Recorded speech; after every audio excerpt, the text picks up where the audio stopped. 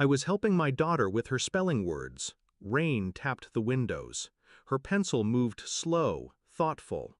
Then she stopped, reached into her pocket, pulled out a crumpled paper like it burned her fingers. "A man gave this to me at the park," she whispered. "He said, he knows Mommy very well, and to give it to you when she wasn't around." I took it from her, hands steady, heart not. I unfolded the paper slowly. 4 lines, messy handwriting, no signature. "She lies to you. She lies to me. Meet me where it started. I'll bring proof." I didn't flinch, didn't speak. I only stood up, pulled her into my arms, and started locking the doors. There are moments you remember because they matter, others because they hurt. That moment, it was both. I'd always suspected something. The late-night showers, the double-charged Uber rides, the perfume she didn't wear for me. But I buried it, because love is loud and doubt whispers. Until it doesn't. I thought about that man at the park. What kind of person gives a child a note meant to detonate a marriage? Someone with a grudge, or someone with nothing left to lose. I told my wife about the stranger. She didn't blink, didn't ask to see the note, just smiled. Too wide. "Creeps everywhere these days," she said. And just like that, she buried it. But I didn't. Not this time.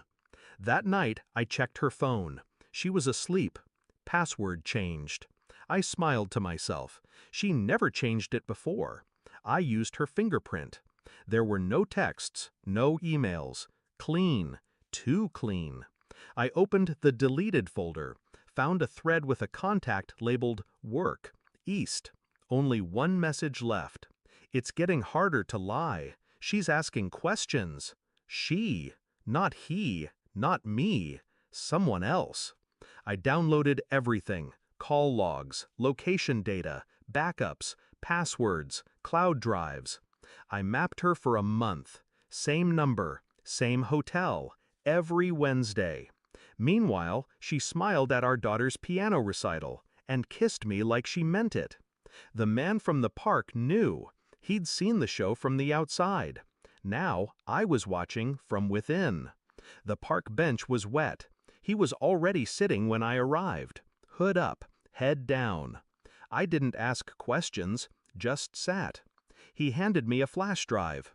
"2 years," he muttered. "She told me you were divorced. She told me he was no one, a client, barely remembered." The drive held photos, hotel rooms, dates, texts. One stood out. "You're the only real thing in my life.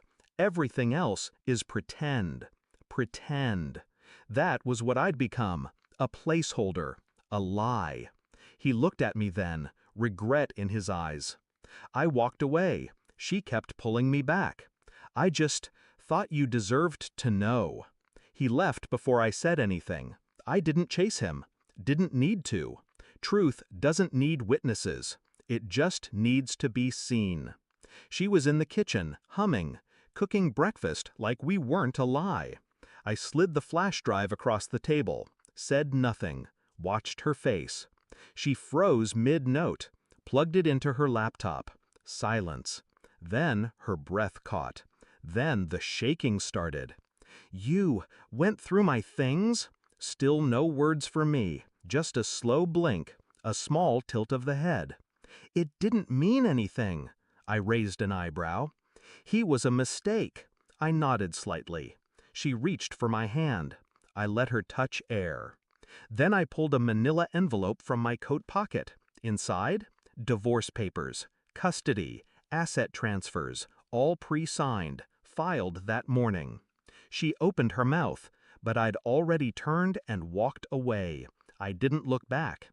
Didn't have to. Sometimes silence is the loudest revenge.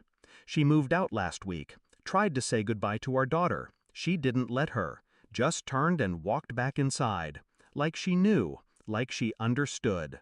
I don't talk about it, don't replay it. I just breathe easier now. I still take my daughter to the park, same bench. Sometimes she asks about the man with the hood. I just say, he helped us remember what truth feels like. No pity, no grief, only clarity. And the quiet satisfaction that comes from knowing she'll never lie to anyone again without remembering exactly how it ended. With a crumpled note and the silence that followed.